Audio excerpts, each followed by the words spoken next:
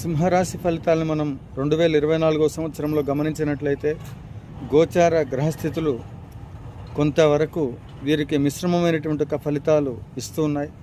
ప్రతి పని యందు కూడా ఆలస్యము, చేసే ప్రతి పనిలో ఒడిదుడుకులు, అప్రమత్తంగా ఉండవలసినటువంటి ఒక సంవత్సరంగా దీన్ని మనం చెప్పవచ్చు. చాలా జాగ్రత్తగా దైవ బలంతో మీరు ముందుకు వెళ్ళవలసిన అవసరం ఉంది. భగవంతుడిని మనము ఈ 2024 సంవత్సరంలో ఎంత ఎక్కువగా మీరు సాధన చేయగలిగితే అంత మంచి ఫలితాలను మీరు పొందేటువంటి ఒక అవకాశం ఉంది.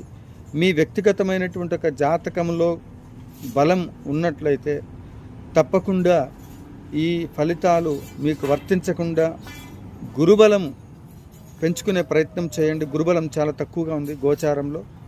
కనకపుష్యరాగ రత్నధారణ, గురువుల